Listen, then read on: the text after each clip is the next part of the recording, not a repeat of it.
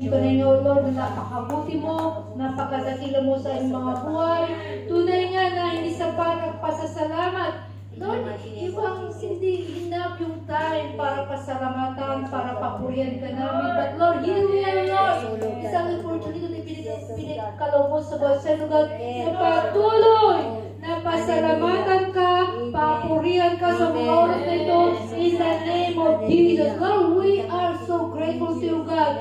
We live by your goodness, Panginoon. Sa minuto naranasan namin ang kabutihan mo, ang kadakilaan mo, ang kapangyarihan mo, ang presensya mo. Ama, maraming salamat. Lord, we bless your name, God. We glorify and we magnify your name. There's none like you. There's none beside you, God. Ikaw noon, ngayon, at magpakailan pa man. Ang Diyos ni Abraham, Isaac, and Jacob, the same God na aming pinupuri, itinataas, at sinasamba sa mga oras na ito in the name of Jesus. Ama, maraming salamat sa mga buhay ng mga sa amin. Salamat, Ama. Yes, kasi mga tutri God, you are in our midst. We acknowledge your presence. We acknowledge your presence, and you are welcome and move in our midst. Move in our midst, Holy Spirit, in the name of Jesus. Ama, salamat, Ama, sa mga salita mo sa gawin ito. Pagpalain mo mga salita mo. Lord, dalangin namin sa bawat ito, truly, mangusap ka sa bawat sa amin, O God. Speak your word. Speak the word of grace na kung saan, Lord, magiging solusyon, magiging kagalingan, magbibigay ng breakthrough, magbibigay ng tunay na pagpabago ng bawat sa amin, O God. In the name of Jesus. Lord, have mercy. Lord, here I am, O God. I yield myself to you, Ama. Truly, I am nothing. Lord, increase. I decrease and increase in my life right now in the name of Jesus. Ama, gamitin mo ako. Yes, O God, ng salita mo, Panginoon, ay tunay. Ang mensahe mo ay mapakinggan ng bawat isa. And Lord, empower your words. Empower your words, O God, in the name of Jesus. Oh, karashende, kurawashika.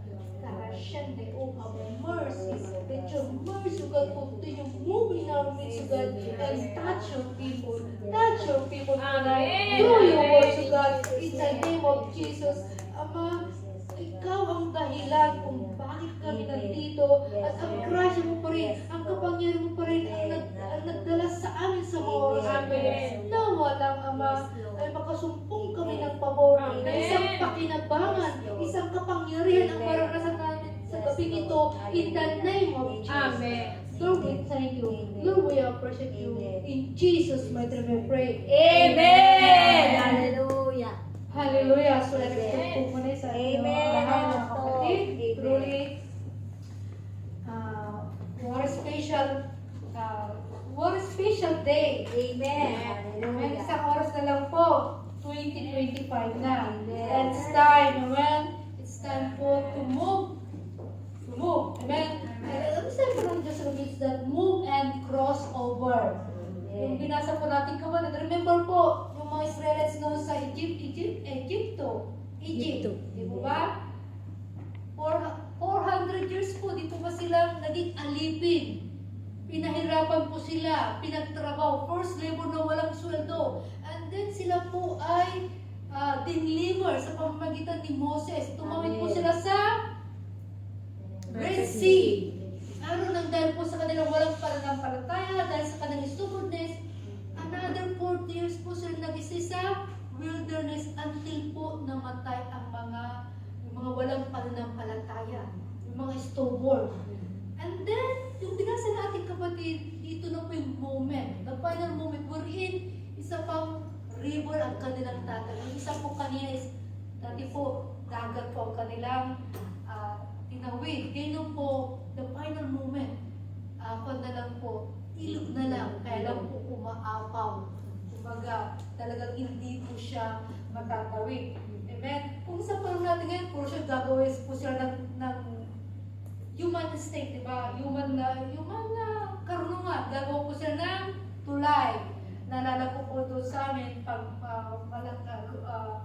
malakas po, malalim ang ilog, ang ginagawa po ng tao, pupunta sa doon pinakaunahan para magpa-anod, para pagdating po doon, makakarating po sila sa dapat nilang puntahan. Magpapa-anod sila. gagawa silang para sa atin magpapaano hanggang sa dumating sila sa kanilang gustong parunan. Pero iba po ang pamamaraan ng Diyos. Gusto niya yung bang talagang ipakita niya na He is God. Amen. Amen. Kaya nga po pero namatay na po si Moses. At inatasan po ngayon si Joshua to lead the Israelites to cross over in the Jordan River. Amen? So, pagkatapos noon, they will possess their position. Di ba? Flowing of milk and honey. A land of prosperity. Kita naman po natin, ako. Obvious po ba? Di ba ba? Disyerto, pero tignan nyo naman, yung labis ng disyerto. Di ba? Green. Hindi lang siya green, di ba? Yung mga nagpikik, di ba? Grabe, ano? Amazing. Yun po ang kanilang pinoses na kung saan hanggang ngayon po. Amen? This is with us.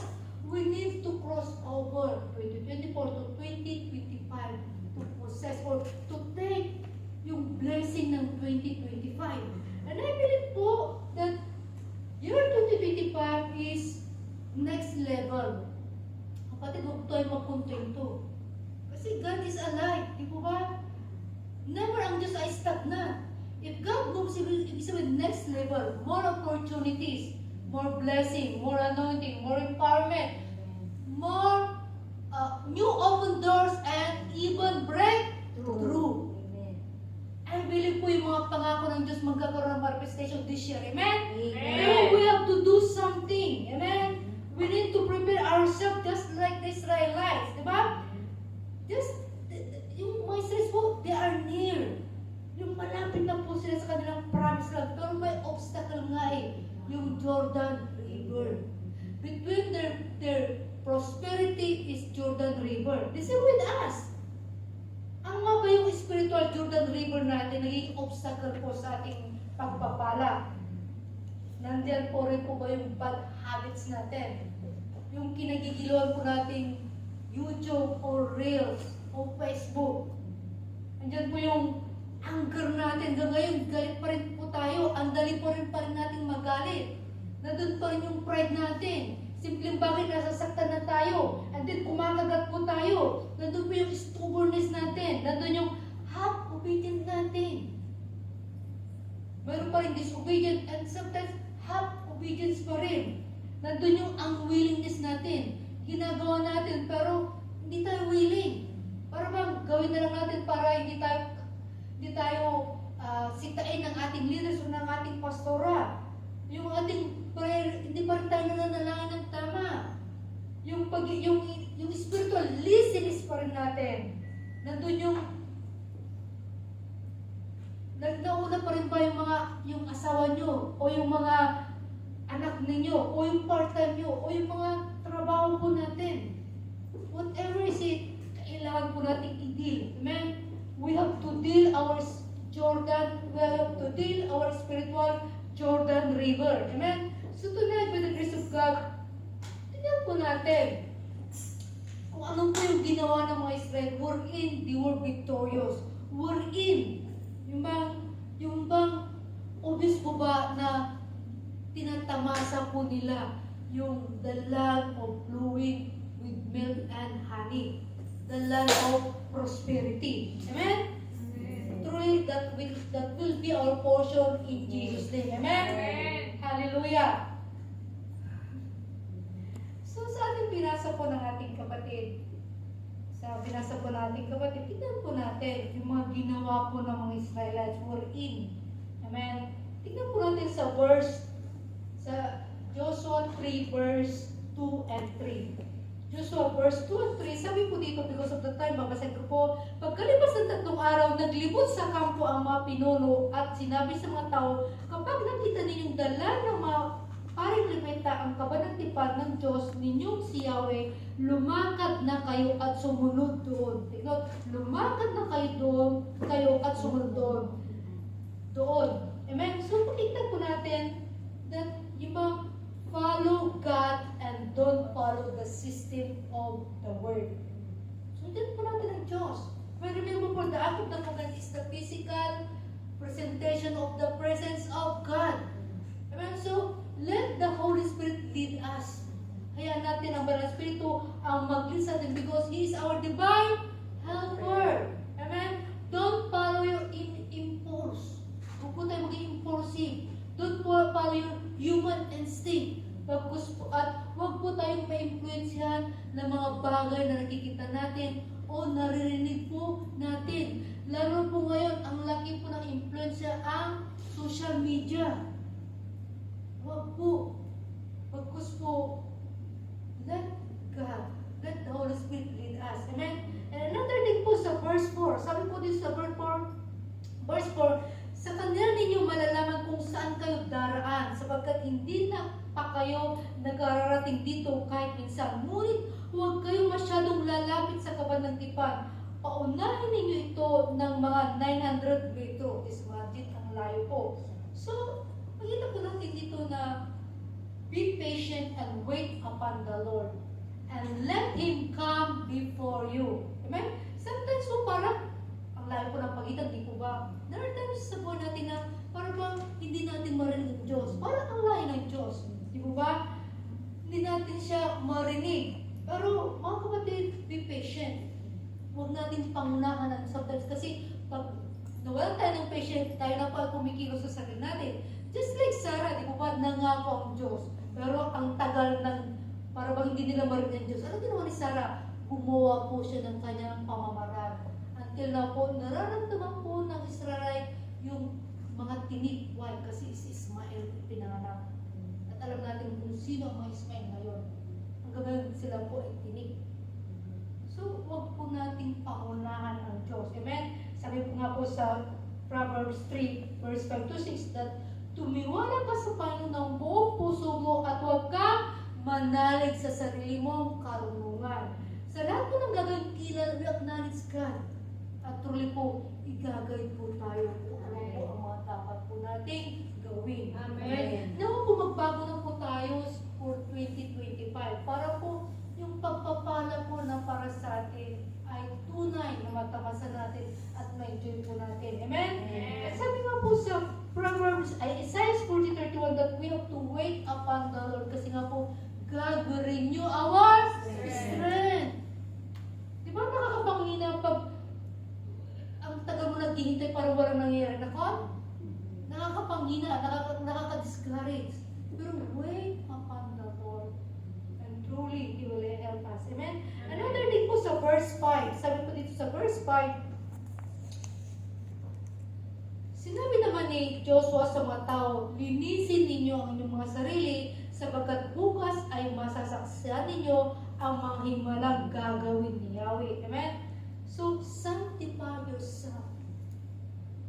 Yung pakabanalin po natin ang ating mga sarili. That is the condition para po maranasan natin ang kapangyarihan, ang kababalaghan. Sabi nga to sa ibang translation, the wonders of God. Amen? That is the condition para maranasan natin ang Diyos.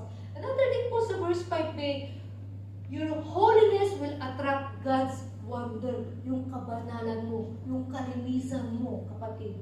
It will attract God's wonders, God's miracles, God's presence. Why? Because God is holy. Amen? Hallelujah! Another thing po sa verse 7. Sa verse 7, sabi po dito, sinabi ni Yahweh kay Joshua, sa araw na ito'y gagawin kitang dakila sa paningin ng buong Israel. Sa gagawin ko, po'y mababatid nilang pinapatnubayan kita tulad ng ginawa ko kay Moses. Amen? Truly, if God appointed you to do something, God will exalt you. God will magnify you. God will make you great para malam na tunay na sumasayo ang Panginoon. Amen? Na tunay na ikaw ay inatasan. Amen? Sa bagay na ito. God will advertise you. Kaya nga po, isang opportunity po na kapag tayo po ay inatasan ng Diyos para gawin ng isang bagay, pabor po sa atin. Huwag tayong magmurmur, huwag tayong magreklamo. Sabi niya, I will exalt you, I will magnify you. Amen? So magpasalamat po tayo kapag inuutosan po tayo ng ating pastora. Pag may pinapagawa po sa atin. Pag may ministry po tayo. Why? Kasi sabi dito, pangako ng Diyos, I will magnify you. I will make you great. Amen? Hallelujah. Glory to the name of Jesus. Amen. Another thing po na dapat natin gawin is in verse 9. In verse 9 po, sabi po dito, basahin po natin 1, 2, 3, go. At tinawag ni Joshua ang mga tao at sinabi sa kanila, halika kayo at pakinggan ninyo ang mga nagsasabi ni Yahweh sa Diyos. Dito ninyo malalaman na kasama ninyo ang Diyos sa buwan. Pagdating ninyo roon, nilipunin niya ang mga Kaneo, ang mga Hiteo, ang mga Hita, ang mga Perseo, ang mga Perseo, ang mga Amoreo, at ang mga Jebuseo. Yes. Sabi dito, halik kayo at pakinggan ninyo at ipinapasabi niya sa isang Diyos. Amen. Another day, na dapat natin gawin na kung saan ginawa ng mga Israelite, come and hear and obey God's command or instruction willingly. Nandun yung pusang loob po natin gawin. Hindi sapat na tayo nandito. Hindi sapat na nakikinig tayo sa ngayon. Kundi ano gawin natin? Obey. Kung ano po yung narinig natin, sundin natin. Araw-araw, linggo-linggo po tayo nandito sa simbahan. Nakikinig po tayo. Hindi sapat. Kailangan po nating obey. Kailangan po nating isabuhay ang mga salita ng Diyos upang ang kapangyarihan ng salita ng Diyos ay magkaroon po ng manifestation sa mga buhay natin, sa mga problema po natin. Amen? Amen. Willingly po natin gawin. Pusang loob. Why? Kasi nga ito ang gusto ng Diyos. Walang sapilitan. Amen? Sabi nga po sa Isaiah 1:19, if you are willing and obedient, you will eat the fruit of your land. You will eat the fruit of the land. You will eat the fruit of your doing. Papapakinabangan po natin. Magbibigay po ng kasiyahan, ng prosperity ang mga bagay na pinagharapan ng ating mga kamay. Amen? Walang kwenta po na ang laki-laki ng sweldo natin kung hindi naman ito nagbibigay ng kasiyahan, ng kagalakan, at ng kaginhawaan, ng prosperity, ng pag-unlad ng mga buhay natin. Sa ngayon po, nagtatanim po tayo sa ating pamilya kasi ginagastos po natin ang ating mga pera sa pag-aaral nila o pagninegosyo. Pero, tignan mo naman kapatid, diba? Nagiging kapakinabangan ba yung mga sweldo natin? Amen? Hallelujah! Truly, if you are willing and obedient, we will eat the fruit of God. We will eat the fruit of our doing. We will enjoy. Amen? At sabi nga po sa 1 Corinthians 15:58. 1 Corinthians 15:58. Kaya nga mga kapatid, kung minamahal kayo, magsitatag. Magpakatatag po tayo. Kasi maraming obstacle sa pagtawid po natin o sa pagsubay po sa mga kainan natin o mga laman natin. Di ba? Mahirap po. Masasaktan tayo at may masasaktan tayong tao. Pero magsitatag tayo at huwag magkilos. Huwag tayong makikilos. Huwag tayong ma-influensyan o huwag tayong bibigay. Amen? Oo, nararamdaman natin pero huwag tayong bibigay. Huwag tayong makikilos. Amen? Amen. Na laging sumasagana sa gawa ng Panginoon. It's not enough na matatag ka, it's not enough na hindi ka masishaken, pero patuloy kang gumagawa. Hindi ka nga kung nakikilos, pero wala ka namang ginagawa, useless. Why? Kasi sabi dito, yamang nalalaman ninyo na hindi walang kabulan ang inyong gawa sa Panginoon. It's not in vain mga kapatid yung ginagawa natin. Amen? Diba? Mahirap. Nahihirapan ka, nagsasakripisyo ka, sa tingin mo parang walang kabulan. Pero pag you know that na yun ay ginagawa mo nang dahil yun ang pinapagulo ng Diyos, then magkaroon ka ng kapayapaan, kapatid. It's not in vain. Wait upon the Lord. Amen. At the end of the day, aanihin mo ang mga bagay na sinakripisyo mo dahil alam mo na ito ay gawa, na alam mo na ito ay the perfect will ng Diyos sa atin. Amen? Amen. Hallelujah! Another thing po sa verse 10. Sabi po dito sa verse 10. Anong sabi sa verse 10 mga kapatid kung sino nakahanap? Verse 10. 1, 2, 3, go! At sinabi ni Josue, sa ganito ay inyong makikilala na ang buhay ng Diyos ay nasa gitna ninyo, at walang kanya natataboy sa harap ninyo ang Kananeo, at ang Hiteo, at ang Ibeo, at ang Pariseo, at ang Gergeseo, at ang Amoreo, at ang Jebuseo. Amen. Itataboy sa harap ninyo ang mga kaawa nyo. Amen? So, naman dito that in every problem, it's an opportunity of God to show His power. Eh, kung ano bang may problema, opportunity yun ng Diyos para ipakita niya na mas makapangyarihan siya. And remember also, greater is He that is in you than This book. in this world. Amen? Opportunity na huwag kang umiyak, huwag kang magreklamo, don't question God, but magalak ka, kapatid. Why? Because Rejoice. God will show Himself. Amen? So don't take the problem as a problem, but a challenge to release your faith so that God can move. Remember po, amen? Don't take problem as a but opportunity. Amen? Wherein God will show Himself that He is God. Amen? Another thing po sa verse 10 po, pinapakita din doon that God will fight for you. Ipaglalaban kayo ng Panginoon. Sabi nga po sa Exodus 14:14, Exodus 14:14 sa message, sabi ko, the Lord will fight for you. While you only need to keep silent and remain calm. Keep silent, so don't murmur. Don't complain. Don't question the Lord. Keep calm. Why? Because God will fight for you. God will fight for you. Amen? Para ayaw niyo maniwala. Nalala yung sa devotional, di ba? Si Daddy Joe, why Lord, bakit nangyari ito? Di ba? Natulog siya, then suddenly, ang sakit na ramdaman niya. Pinakita ko lang sa iyo, sabi niya, yung mga battles na nilalabanan ko para sa iyo.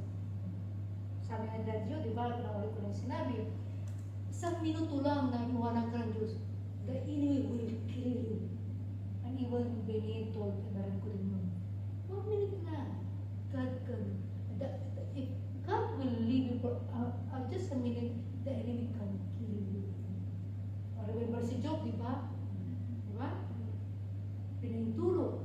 Pero huwag mong titignan ng kanya buhay. Hindi ka unless na walang protection. Kung walang protection si Job, tsak yun. Diba? And then I believe po na narinig nyo na yung narinig nyo na yung kwento ko no, si Ramirez, diba? Tinatag yung daddy si Satanas. No, pinapatay niya mga Kristiyano. Gumawa siya, and then hindi niya mapatay. Tumawag pa siya ng mga demonyo, hindi nila mapatay. And then tinawag ngayon si daddy niya si Satanas.